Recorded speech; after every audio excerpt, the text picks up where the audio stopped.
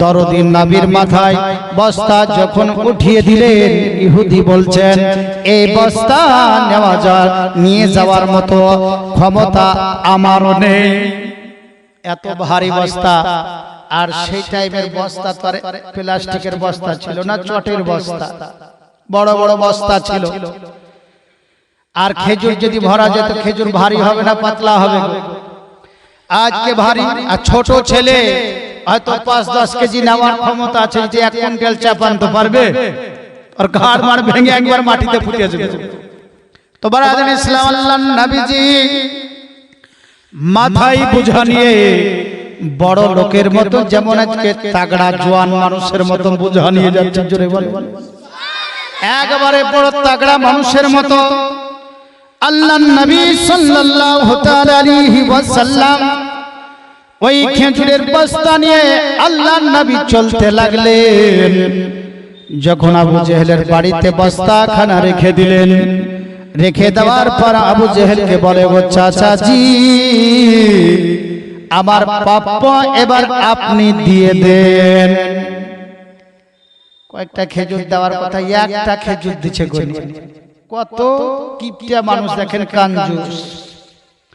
মানে যাকে ভালোবাসে না তাকে দিতেই তো ইচ্ছা হবে না, তুই একটা দিয়েছে, ওর ভিতর বলছে ইয়াই তোর খুব ভাগ্য ভালো যে আমি একটা দিয়েছি। আর দেখবেন যাকে ভালোবাসেন ও নাও যদি কাজ করে তো ওকে ঢেলে দিবেন, হয় না? আল্লাহ রাসূল সাল্লাল্লাহু তাআলা আলাইহি ওয়াসাল্লাম আবু জেহেলকে বলে, চাচা গো, ওগো চাচাজি, আর একটা কি খেজুর দেবেন না?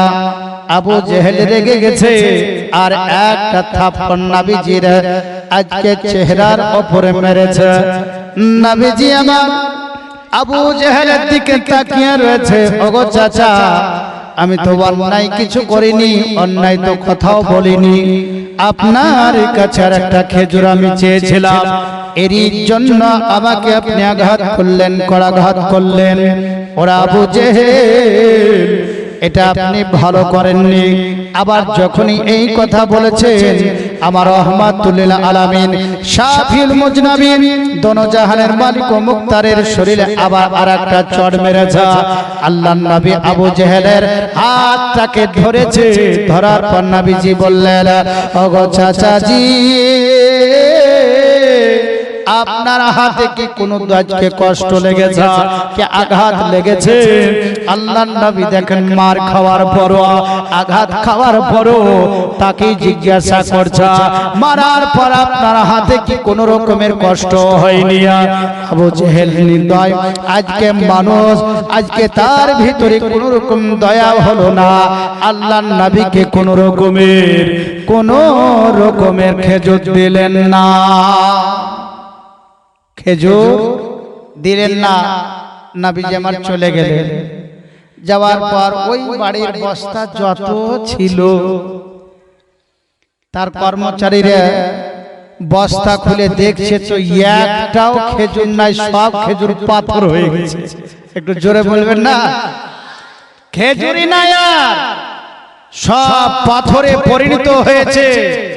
আর ইহুদি কর্মচারী আবু জেহেলের কাছে দৌড়, বলে, গো আমার মালিক, যে খেজুর আমাদের আপনার ঘরে রেখেছিলাম, একটা খেজুর আর নাই, সব পাথর হয়ে গেছে। বলে, এটা কি করে সম্ভব? খেজুর কোনদিন পাথর হয়? বলে, সত্যি বলছি, দেখেন। আবু জেহেল ঘরের ভেতরে গেছে, ঢুকেছে, ঢোকার পর দেখছে তো সত্যি একটা খেজুর নাই, সব পাথর। মুহাম্মাদের কাছে ছুটলো, এ মুহাম্মদ, তুমি জাদু করে দিয়েছো, খেজুরের উপরে জাদু করেছো। বলে, চাচা, আমাকে কি দেখেছেন? আপনার জন্য কি বদদোয়া করতে? আমি বদদোয়া করার জন্য পৃথিবীতে আসিনি, জোরে বলুন সুবহানাল্লাহ। আমি মানুষের উপকারের জন্য এসেছি। মানুষ কোথায় উপকার পাবে, কোথায় ভালো থাকবে, সৎ পথ দেখবে, এর জন্য আমি পৃথিবীতে রহমাতুল লিল আলামিন করে আল্লাহ পাক পাঠিয়েছে। ওগো চাচা, আমি আপনার ভালো খারাপ চাই না, আর খারাপের জন্য দোয়া করে নিন। তাহলে কে করলো? মহান রব্বুল আলামিন আল্লাহ পাক আল্লাহ তাআলা যখনই বাবা আল্লাহর নবীকে চড় মেরেছিল, আজকে আসমান জমিন কাঁপতে আরম্ভ করেছিল, মেঘ আজকে কাঁপতে আরম্ভ করেছে, জমিন কাঁপতে আরম্ভ করেছে। ওর ফেরেশতাগণ আল্লাহর কাছে আবেদন করছে, আল্লাহ গো আপনার নবী শাহেনশাহ জীবাকার নবীর উপরে আঘাত করেছে, আমরা বরদাস্ত করব না। ওগো আল্লাহ পাক আপনার হাবিব আপনার দোস্তের উপরে কত না কত আজকে আঘাত করলো, কষ্ট দিল, আর তার খেজুরকে ওগো রব্বুল আলামিন খেজুর আর রাখবো না, আমরা পাথরে পরিণত করে দেব। জোরে বলুন সুবহানাল্লাহ। ফেরেশতারা কি করলাম, আবু জেহেলের সমস্ত বস্তার খেজুরগুলোকে পাথরে পরিণত করে দিল, আর পাথরে পরিণত করার পর কর্মচারী বাগানের দিকে যাচ্ছে। এবার বলে বাগানে ঘুরে যা, দেখ কে হয়তো পেড়ে নেবে, বাগানটা দেখ ভালো করে। যেমনি বাগানে গেছে, খেজুর গাছের দিকে তাকিয়ে রয়েছে, একটা খেজুর ঝুলে না, আজকে প্রত্যেক কাঁজে কাঁজে পাথর ঝুলছে। বলে দেখ নাবিকে মারবি, সর বাগানের একটাও খেজুর নাই, সব খেজুর পাথর হয়ে গেছে। বস্তা তো হয়েছে, তোর গাছেরও খেজুর পাথর হয়ে গেছে। আবার নবী মুস্তাফাকে কষ্ট দেওয়ার আল্লাহ পাক বরদাস্ত করবে না, ফেরেশতারা বরদাস্ত করবে না, হুর গেলেমানেরা আজকে বরদাস্ত করবে না। আশিকে রাসূল দেওয়ারে মুস্তাফা যারাই হবে তারা কোনোদিন এটা বরদাস্ত করবে না। নবীকে যদি আমার মতো বলে, নবীকে যদি বলে মরে মাটির সঙ্গে মিশে গেছে, আমি আপনি মেনে নেব গো? মেনে নিব না, প্রতিবাদ করব। কেন আমরা হলে নবীকে ভালোবাসনেওয়ালা, নবীকে হলে আমরা হলে চাহনেওয়ালা। সে নবী মুস্তাফা সাল্লাল্লাহু তাআলা আলাইহি ওয়াসাল্লামের বেয়াদবি আমাদের সম্মুখে করবে, আর আমরা দাঁড়িয়ে শুধু শুনবো, এটা নয়, এটা মহব্বতের পরিচয় হবে না, হবে। তবরাজান ইসলাম ইহুদি কর্মচারী বাড়ির দিকে ছুটতে আরম্ভ করলো।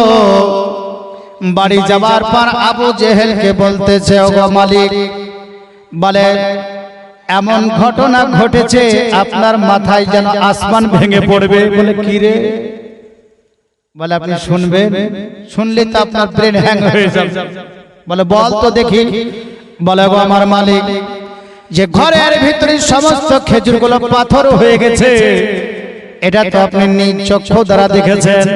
ওগো আমার মালিক আবু জেহেল, আমি যখন বাগানের ভিতরে প্রবেশ করলাম, বাগানে যখন গেলাম, বাগানের গাছের দিকে তাকিয়ে দেখলাম তো একটাও খেজুর আর নেই, সমস্ত খেজুরগুলো আজকে পাথর হয়ে গেছে। আসমান ভেঙে যেন আজকে আবু জেহেলের মাথাতে পড়ল। আজকে ইহুদি কর্মচারী বলছে, ওগো আমার মালিক, এ মুহাম্মদকে চড় মারা আপনার ঠিক হয়নি, তামাচা মারা এটা আপনার বড় অন্যায় হয়েছে। ওটা তো আপনার ভাতিজা, আর ভাতিজা তো অন্যায় কিছু বলে নাই, একটা খেজুরের জন্য আবেদন করেছিলেন।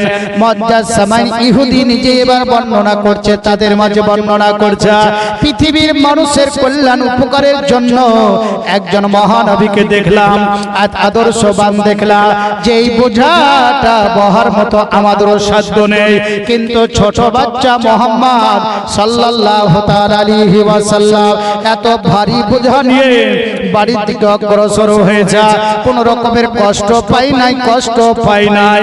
তো চলো চলো আমার নবীকে একটু দেখবো। মুহাম্মদ সাল্লাল্লাহু তাআলা আলাইহি ওয়াসাল্লামের দরবারে যাওয়ার পর বলছেন, গো শাহেনশাহ জীবাকার আলামিন নবী, ওগো নবীজি, আপনাকে চিনতে পেরেছিলাম না, আপনাকে জানতে পেরেছিলাম না। আপনার ভিতরে এইরকম ক্ষমতা রয়েছে যে আপনি কোনো দোয়া করেন না মারার কারণে, আপনার আল্লাহ পাক আল্লাহ তাআলা সমস্ত খেজুরগুলোকে পাথরে পরিণত করতে পারে, কিন্তু আমাদের দ্বারাই তো হয় না। হবে বলে, যার তার দ্বারা তো সব জিনিস হলেই ভালোই হয়। আবার কিছু কিছু এমন জিনিস আছে, এমন মানুষও আছে, ও ছাড়া হবেও না, অথচ শিক্ষিত নয়, অশিক্ষিত। আবার শিক্ষার হার আছে, ওকে ছাড়া হয় না, আবার অশিক্ষিত ছাড়া ওকেও হয় না, এমন এমন জিনিস আছে, আছে কিনা বলে? এমন এমন জিনিস আছে যে মানুষ বিশ্বাসই করতে পারবে না যে এর দ্বারা কি করে এই জিনিস হলো। যেমন পাতলা খিটখিটে শরীর চলে না, অথচ একজনকে যদি বন্দুকের গুলি দিয়ে মেরে দেয়, মেরে দেওয়ার পর ও যদি চলে আসে তো কেউ বিশ্বাসই করবে না যে এই ব্যক্তিকে মারতে পারে, নাকি বলেন?